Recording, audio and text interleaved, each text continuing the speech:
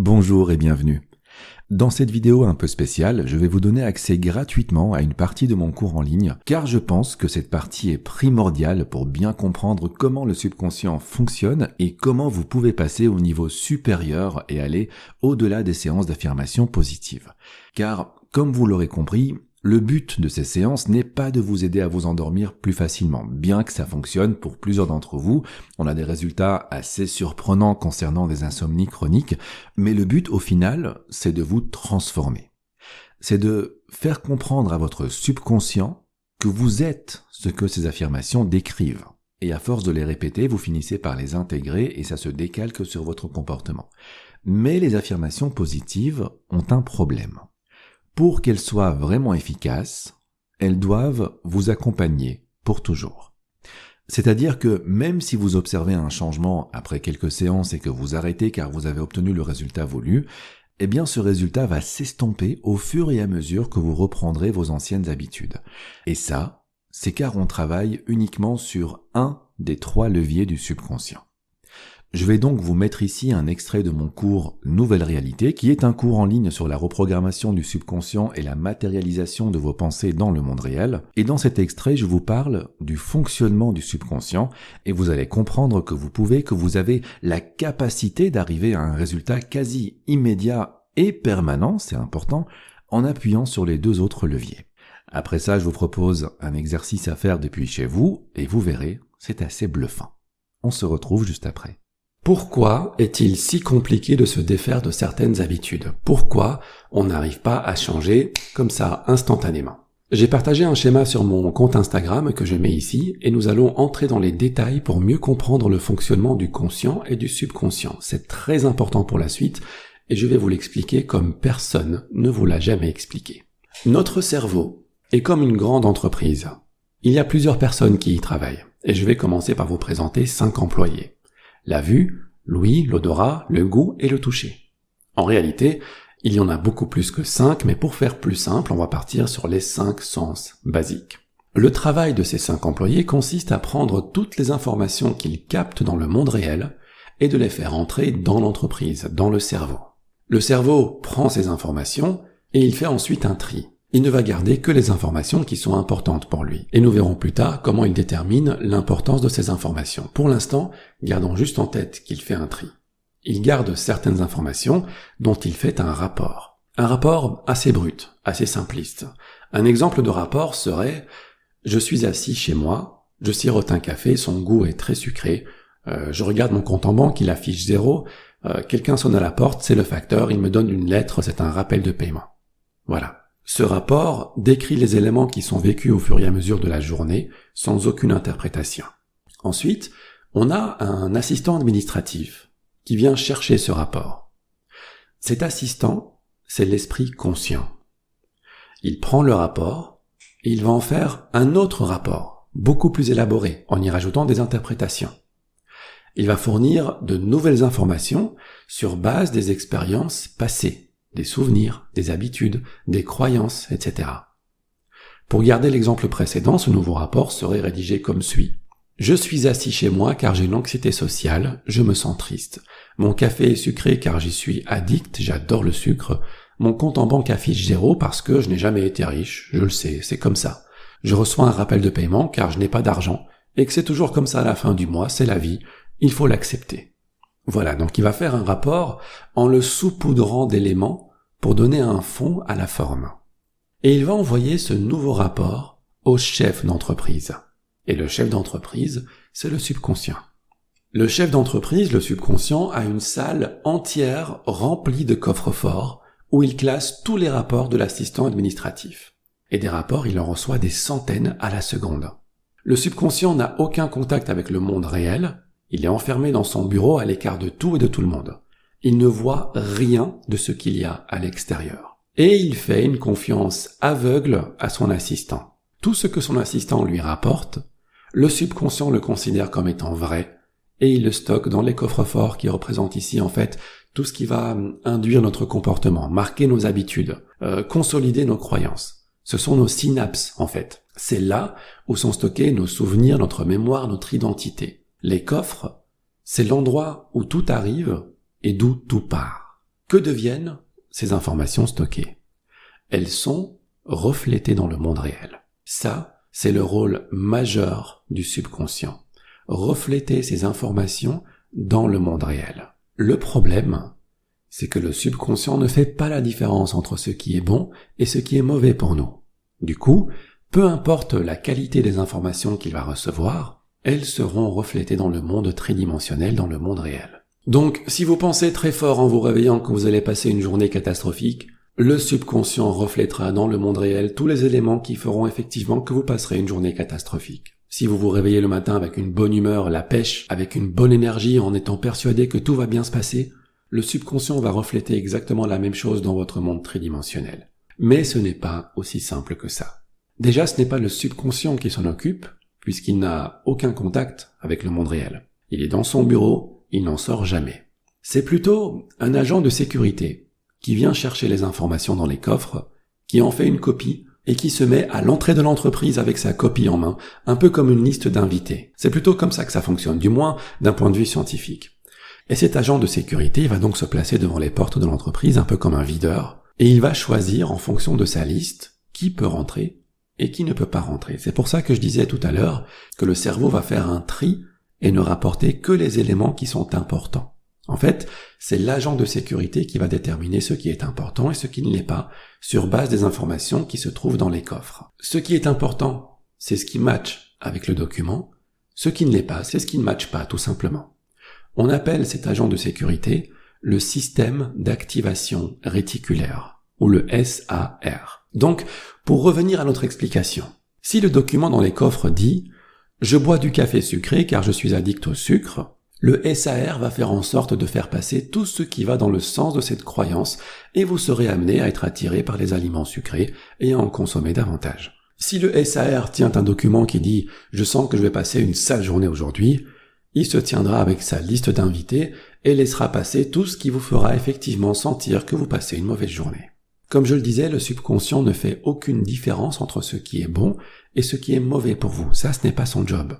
Ça, c'est le job de l'esprit conscient. Lui sait faire la différence.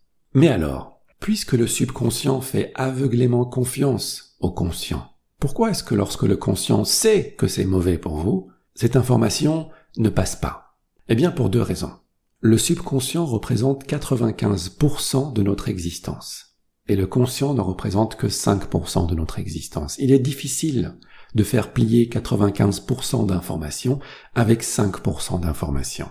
Il existe bien sûr des techniques pour que ça fonctionne quand même, et on en parlera plus tard. Deuxième raison, la confiance s'installe avec le temps. Il faudra que le conscient puisse mettre en pratique plusieurs fois une nouvelle habitude pour que le subconscient l'accepte. Car le subconscient fonctionne avec la répétition, et ça aussi on y reviendra plus tard. Revenons au SAR. C'est en fait un filtre qui existe physiquement dans votre cerveau. C'est un ensemble de fibres neuronales qui a pour but de laisser passer que les informations qui sont pertinentes pour votre cerveau. Vous savez, nos 5 sens captent plus de 1000 informations à la seconde. Si notre cerveau devait toutes les prendre en compte consciemment, on deviendrait clairement fou. Et le SAR est là pour ça. Il est là pour alléger en quelque sorte le flux d'informations.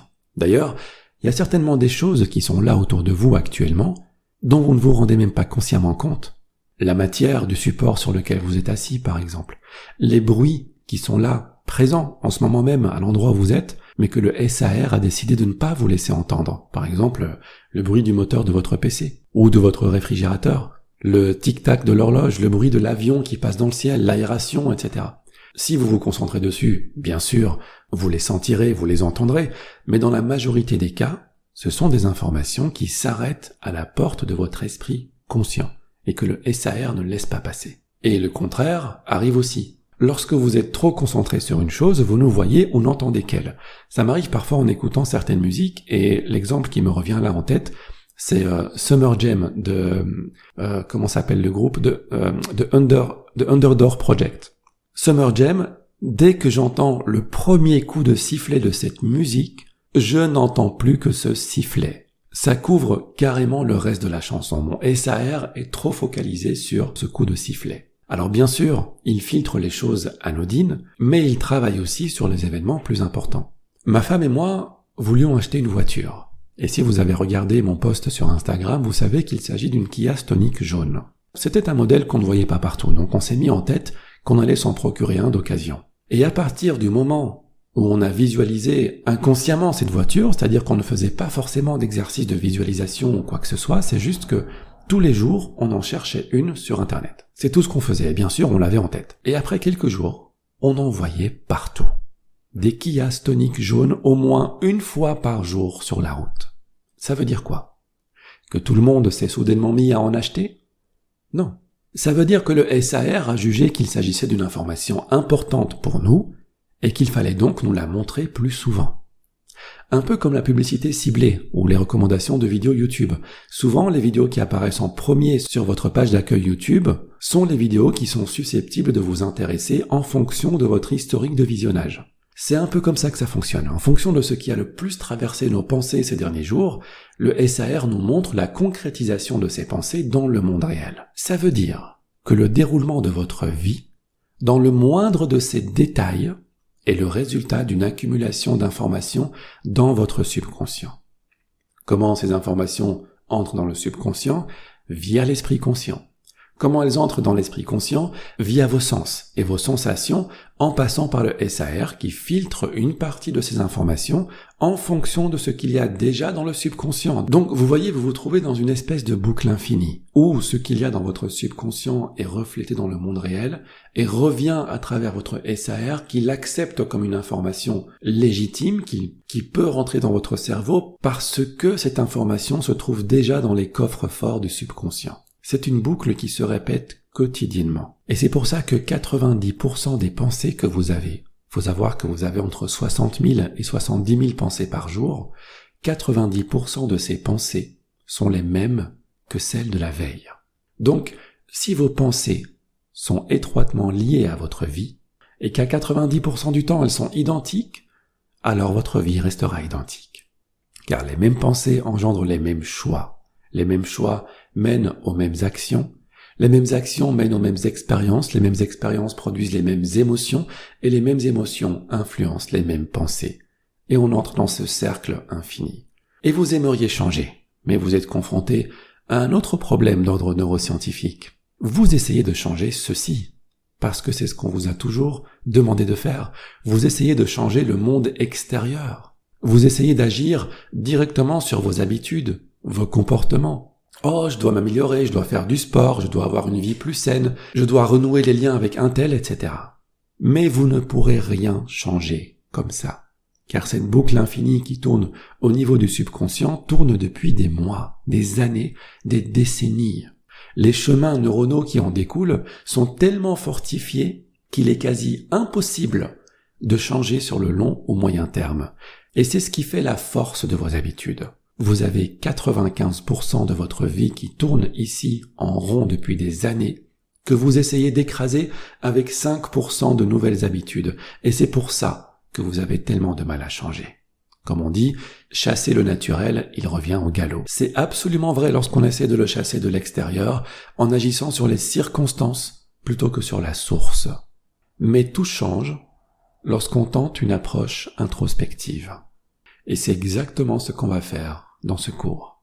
Maintenant que vous avez une idée de comment le subconscient fonctionne, voyons voir comment faire concrètement. On va faire un exercice pratique pour communiquer avec lui et lui induire de nouvelles idées, de nouvelles croyances qui vont se refléter dans votre monde réel en un seul exercice. Attendez-vous à être bluffé. C'est parti pour l'exercice. J'aimerais que vous vous mettiez debout au milieu d'une pièce.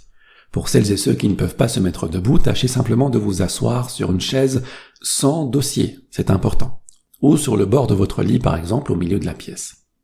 Restez bien fixe dans cette position. Vos pieds ne doivent pas bouger. Soyez comme un arbre planté avec ses racines bien ancrées. D'accord?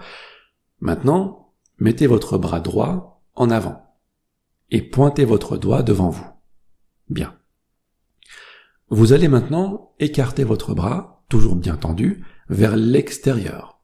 Et vous allez pointer le point le plus éloigné derrière vous. Comme si vous vouliez montrer quelque chose derrière vous, mais toujours en gardant les pieds immobiles. Il n'y a que vos hanches qui peuvent accompagner le mouvement. Vos pieds restent ancrés dans le sol. Et vous allez au point le plus éloigné possible, le maximum. Allez-y. Allez-y, encore, parfait. Quand vous y arrivez, retenez où vous vous êtes arrêté. Gardez une référence car on va l'utiliser plus tard.